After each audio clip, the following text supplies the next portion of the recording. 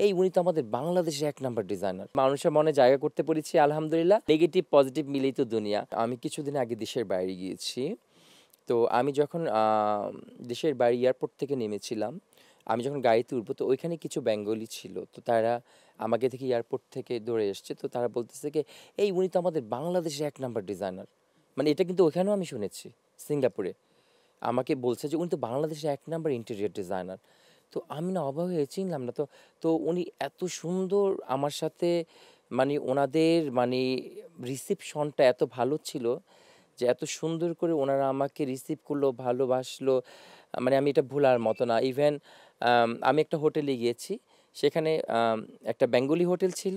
সেখানেও আমাকে একই জিনিস, একই কথা, ইভেন তারা বিলটা পর্যন্ত নিল না।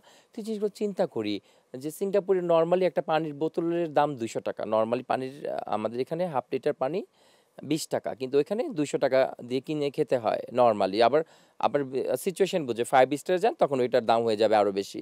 তো নরমালি ৳200 পানির বোতল। কিন্তু এখানে মানুষ আমাকে যাওয়ার সাথে, সাথে কত তারা আমাকে মানে কি বলবো মূল্যায়ন করছে, খাওয়াচ্ছে। ইভেন পেমেন্টটা আমাকে সে নিল না। ওই মালিক পেমেন্ট নিল না। বলল, "রুমি ভাই আপনি আসছেন, আমি করব। প্লিজ আপনার সাথে একটু ছবি তুলব। ছবি তুলে আমরা এখানে দিব।" আমি কই, "সিওর।" পরে ছবি তুলে ইয়ে করল। তো এই জিনিসগুলো না সেম মালয়েশিয়াতে গিয়েছি একই কাহিনী, এই কাছাকাছি এরকমই কাহিনী। ব্যাংককে যখন গিয়েছি একই কাহিনী। যেখানে বাঙালি ভাইরা আছে সেখানে চলে আসে। তো এই জিনিসগুলো আমাকে অনেক বেশি এনকারেজ করে। আমার মধ্যে উইল ফোর্স কাজ করে। তখন মনে হয় কি আমার কাজের আরো ১০০ গুণ ধাপ এগিয়ে নিয়ে যায় আমাকে নিয়ে যায়। তো তখন আমি মনে করি যে না, তার মানে মানুষের মনে জায়গা করতে পেরেছি আলহামদুলিল্লাহ।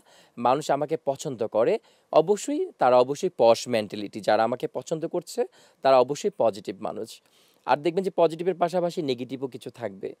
একটা মানুষ কিন্তু সবার কাছে ভালো হতে পারে না। এটা কিন্তু আমরা কেউই না। দেখবেন আমিও না, আপনিও না।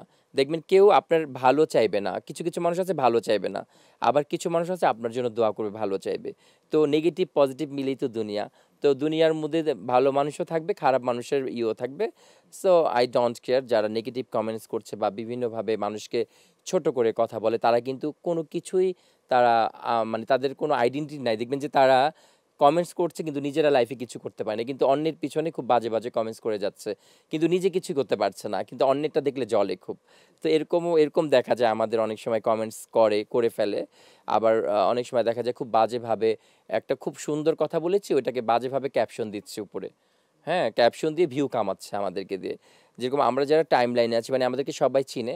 তো দেখা যায় একটা ভিডিও আমার থেকে ওইটা চুরি করলো, চুরি করে নিয়ে ওইটা একটা ক্যাপশন দিয়ে ওই ভিডিওটার মধ্যে একটা বাজে একটা মিউজিক ঢুকে ওইটার সাথে একটা নিজের ভিউ বাড়ানোর জন্য এটা করলো। সো এটা আমি দেখলাম একমাত্র বাংলাদেশেই করে। আমি দেশের বাইরের কাউকে এরকম দেখি নাই। প্রতিটা মানুষ প্রতিটা মানুষকে রেসপেক্ট করে।